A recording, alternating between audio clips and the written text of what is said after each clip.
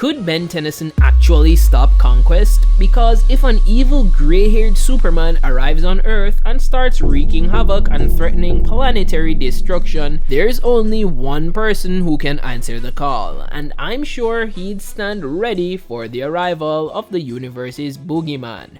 But what can he do? Remember to like and subscribe and stand ready for this video. You see, Conquest is the murderous, bloodthirsty love child of Vegeta and General Zod, who arrived on Earth to beat the out of Invincible. He showed up for the first time in Invincible Volume 1, Issue 61, as the threatening ambassador of the Viltrum Empire. He is stronger, faster, and more violent than anyone Mark Grayson has ever faced before, and he is very capable of taking down this Earth's Superman. His true name is actually never revealed in the source material because his talents and identity have become one, now being known only as Conquest. We've seen him once before his Season 3 Massacre debut in the episode Where I Really Come From, where he had actually survived the Viltrumite cleansing and cements himself as one of the strongest of his race. Now he beats the strongest hero on Earth from here to Timbuktu,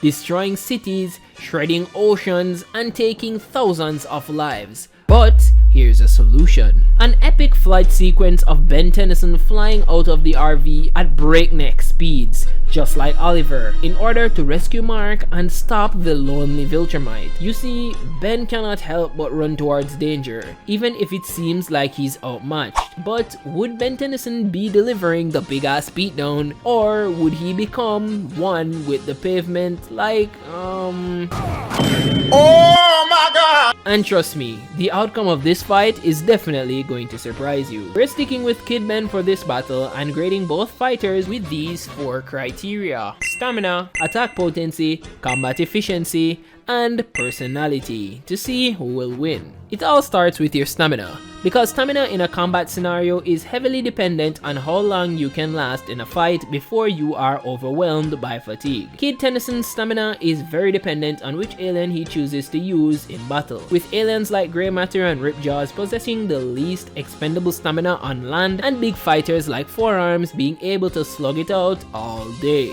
Since he's flying onto the scene to drop in and begin this fight, the alien he picks will have to be able to traverse long distances in short periods of time. This only gives us 3 viable aliens from the classic Omnitrix, which would be Stinkfly, Accelerate, and Heat Blast. These guys would get Ben to the fight quickly, but take note that he'll be stuck as this selected alien for the rest of the fight. Anyways, let's talk about these aliens from lowest to highest in stamina. Heat Blast is definitely the lowest in stamina. We have seen the Pyronite travel large distances that are miles off, like in the episode Secrets, where he flies out of the RV into a city that is being ravaged by robots. However, his stamina is definitely the lowest of our 3 travelers, and this all comes from the source material and who Ben chooses for long journeys. Heat Blast has incredible flight capabilities that we have seen in episodes like Tourist Trap and The Vengeance of Vilgax, with the ability of hitting high speeds as well, like what we've seen here.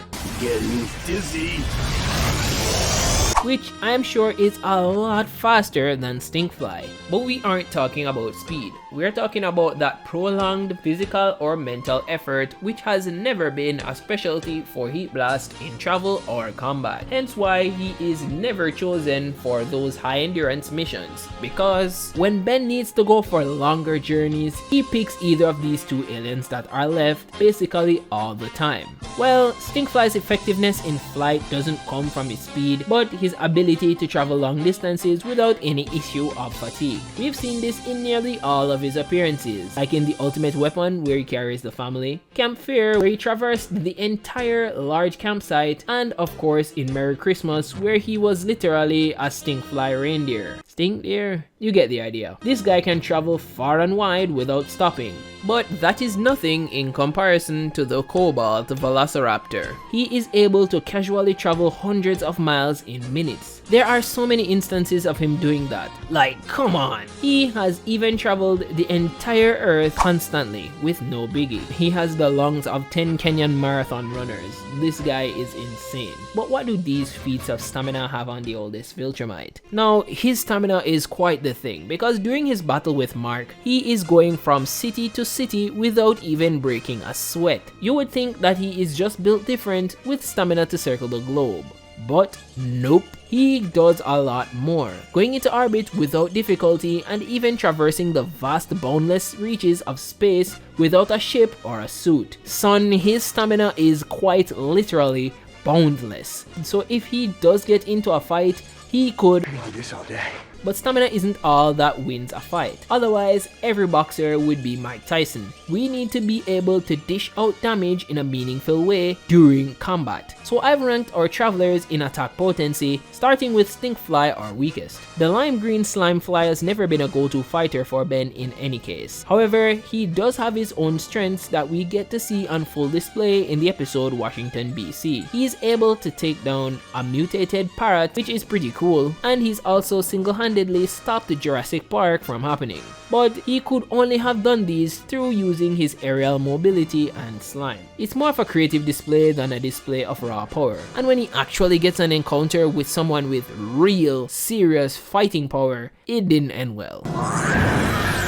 Our second place stood a much better chance against the green squid though. Now as fast as the blue lizard is, he has never been known for his incredible attack power. The most being when he attempted his version of this. His attempt was done at a much shorter distance, but the damage was still pretty much negligible, basically doing nothing to Vilgax. But Heat Blast stands the best chance, since his attack potency is significantly higher than any of the previously mentioned aliens. But the main issue is that he lost to Vilgax equally as badly as the other aliens did. So what makes him stand out? Well, his in-combat firepower is much deadlier than our travelers that we've mentioned before. He has been able to do quite a few things like destroying well-trained SWAT teams, taking down large alien shapeshifters, and Ben is no slouch as he has been able to vaporize large sentient pools of water in a matter of seconds. This all shows us that his fire, just like your stove, has a gauge where he can go from a near harmless blast to instant incineration. Conquest on the other hand lives to be offensive. We get to see that on full display in his first appearance as he is destroying roads, skyscrapers, entire cities, and even other Viltrumites who are crazy durable. And all of that still pales in comparison to his special move, which is his spear attack, a full-powered arm thrust that can pierce nearly any material, which isn't at all limited to just flesh and bone. But your attack potency still doesn't matter if you're not efficient in combat. Now a major thing to note is that these two aliens simply don't have what it takes to make it any further into this fight, since their effectiveness mostly comes from their mobility and creativity rather than striking power, which is going to be very important in fighting Conquest. This only leaves Heat Blast as the only viable alien for combat efficiency, and he has a secret technique that works 100% of the time in every battle, and that is Heat Blast specializes in shooting scary fire blasts onto his opponents, enough to melt rock and metal like butter, but he mostly uses this to end fights quickly. He does this against Rojo, against Sam the AI, and Kevin 11 from the future. He isn't the guy who wants a long drawn out fight, especially when he's on the clock every time he goes hero. Conquest on the other hand is the Viltrumite's King Vaughn. He is an excellent and effective killer, and he wins all his fights. But a major crux that affects his efficiency is his personality. Conquest's main personality trait is in his name. He clearly enjoys battle more than the average Viltrumite. He is a glutton for pain and combat, as we have seen him lower his own guard so that Mark could be able to lay in some damage on him. And the clearest parallel to what the elder Superman is like is Vegeta from the Cell Saga. You see, every Saiyan has a near biological thirst for battle, and Vegeta, the prince of them all, is no different. And we get to see how exploitable that is in the Cell Saga, where in his battle against the villain Semi-Perfect Cell, he gets tricked into allowing him to power up, which changes the dynamic of the fight, from a sure win to a sure loss. Conquest has a similar Viltrumite pride, where he will allow detrimental things to happen in combat, all as a way to enjoy the thrill of battle some more. So with this in mind, we must also know that Ben is always trying to finish his fights as fast as possible. Being effective is literally life or death, but Ben sometimes gets carried away with fights, as he thinks that he has more time than the watch has actually given him, always unaware until he hears that beeping. Oh man, I hate that sound. So with that in mind, let's talk about how the fight would actually go. Heat Blast arrives on the scene and blasts away Conquest, giving Mark and Ben some space. He decides to start throwing fire at Conquest, who doesn't feel a thing on this low heat. He would close the distance on Ben, dropping a heavy-handed punch on him, which would send him flying through buildings. Conquest is definitely feeling himself at this point and decides to get in even closer when he sees Ben blowing a kiss at him. He speeds up in order to make Ben feel his Viltrumite girth, but Ben does his classical misdirection with Heat Blast and dodges out of the way and comes out with a perfect counter to Conquest. He starts burning up the oldest Viltrumite, who would manage to push through the flames. Something like this. It stops me! I'm raw power! And it makes the battle a fight between the unstoppable force and the immovable object. However, Ben has the edge here, as Viltrumites do not like heat.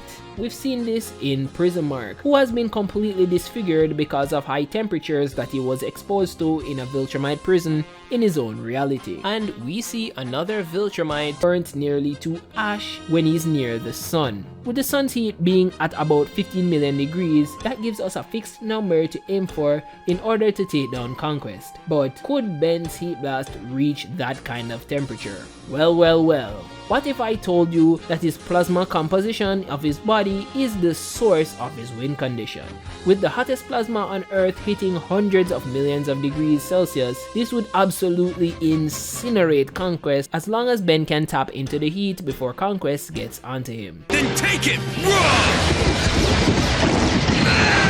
It would be pretty close and pretty exhausting, but if Conquest manages to resist or gets out of the way of this blast, it's over for Ben. But could Ben actually stop Conquest? Sure, if certain conditions are met and Ben gets to go full-on flamethrower on the Elder Viltrumite, then he can win. Otherwise, Conquest takes this fight. Ben would need Mark to probably come in clutch before he gets ripped in half. But what do you think? Does Ben really stand a chance against Conquest, or am I glazing? And if you want to support the channel, feel free to join the Patreon or subscribe to 11 Labs using my link. All of those are in the description. And thank you guys for watching.